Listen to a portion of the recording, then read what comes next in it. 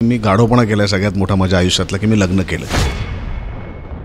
16 वर्ष धोक्याचं असेल तर 40वे वर्ष मोक्याचं आहे. हाय हॅलो नमस्कार, मी जयती. ABP माझामध्ये तुमचं स्वागत आहे. आपल्यासोबत आहे पराग, असं मी मुद्दामून म्हणते कारण की 40शीतला चोर आहे तो एक. सुबोध दादा काय सांगशील? अलिबाबा 40 चोर म्हणजे आम्ही लहानपणी वगैरे ऐकले अलिबाबा वगैरे सगळं, पण हे नवीन काय आहे?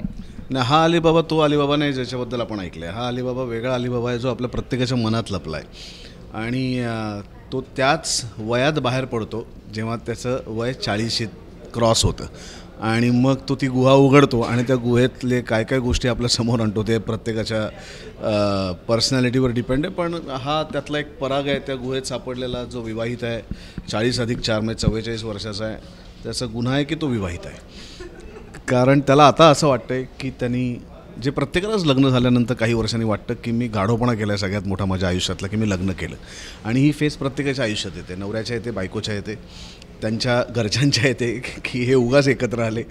त्यामुळे समाजाच्या येते कारण त्यांच्या भांडीचे आवाज इकडे तिकडे ऐकू येत असतात. मुलांच्या येते की माझे आईबाबा असे काय आहेत. त्यामुळे ही फेस प्रत्येकाच्या आयुष्यात येते आणि तेव्हा असं वाटतं की आयुष्यातली सगळ्यात मोठी चूक काय केली असेल तर मी लग्न केलं. आणि ज्याच काळातनं ही सगळी मंडळी चालली आहेत, जी 7 मंडळी या चित्रपटात आहेत आणि त्याच्यातला एक पराग आहे. पण लहानपणी अलिबाबा पाहणं आणि आत्ता हे असं चित्रपटावरती, तर याच्यामध्ये नेमकं 40शीतला रोल आहे हे ठीक आहे, पण आता तू बायोपिक वगैरे हे साधारण केलं, पण हे 40शीतला रोल घेण्याचं एक कारण काय? कारण आहे मी त्या वयाचा, म्हणजे आता लपवायचं काय. मी 48चा आहे आणि त्या माझ्यापेक्षा लहान रोल करते. उलट मी 44चा रोल करतो आहे. मला असं वाटतं की आता काळ आला आहे माझ्यासाठी की मी माझ्या वयाला साजेशा त्याला शोभतील अशा भूमिका केल्या पाहिजेत. उगाच स्वतःला खूप सतत लहान दाखवण्याचा प्रयत्न करून त्या भूमिका करण्यापेक्षा माझ्या वयाला मला शोभतील अशा भूमिका मी करणं आवश्यक आहे. आणि त्याला शोभेल अशी भूमिका होती, त्यामुळे नाकारण्याचं कारण नव्हतं. नाटक पाहिलं होतं, विषय आवडला होता. आदित्य इंगळे दिग्दर्शक, एक तर जवळचा मित्र आणि त्याच्यावरती अत्यंत विश्वास असलेला दिग्दर्शक, विवेक बेळेसारखा लेखक, इतकी उत्तम मंडळी आजूबाजूला काम करणारी असताना नाही म्हणण्याचं काही कारणच नव्हतं.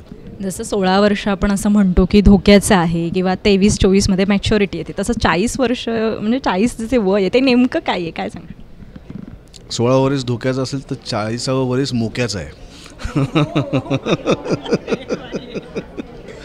प्रत्येकजण एक मोका शोधत असतो, त्याच्यावरचा चित्रपट आहे. आता हे सगळं ठीक आहे, पण तू 40 वर्षाचा आहेस हे म्हणजे प्रेक्षकांना माहितीच आहे, पण लपवायचं त्याच्यासारखं काहीच नाही. पण त्याच्यामध्ये पण हा फिटनेस मेंटेन ठेवणं आणि त्याच्यानंतर हे सगळं केवढं चॅलेंजिंग आहे, कारण की आम्हाला माहिती आहे तुझं नाटक सुरू आहे, एका ठिकाणी सिनेमा सुरू आहे, तर हे कसं तू मेंटेन? अजून म्हणावं तसा फिटनेस माझ्याकडनं राखला जात नाही आहे, पण प्रयत्न करतो मी तो जास्तीत जास्त मेंटेन राहावा. उमेश आमच्यातलं सगळ्यात फिटनेस फ्रीक आहे, म्हणजे त्याच्या इतकं फिटनेस पण माझा आत्ता नाही आहे. पण यावर्षी नक्की बदल घडतील, बदल दिसतील याचं मी आश्वासन देतो. दादा, तू आत्ता दिसणार आहेस आम्हाला 40शीतल्या भूमिकेत, पण पुन्हा कधी नवीन प्रोजेक्ट तुझे काय आहेत? कारण की मानपमानाची आता सगळी चर्चा आहे. खूप आहेत राहिलेले, खूप आहेत. मलाच आता त्यातले बरेचसे आठवत नाहीत. खूप आहेत. वेबसिरीज आहेत 2 हिंदी सिनेमे आहेत, 3-4 मराठी सिनेमे आहेत, एक नाटक आहे जे मी करणार आहे. खूप आहे. तर या 40शीतल्या भूमिकेसाठी परागला खास शुभेच्छा. थँक्यू. ABP माझा, उघडा डोळे बघा नीट.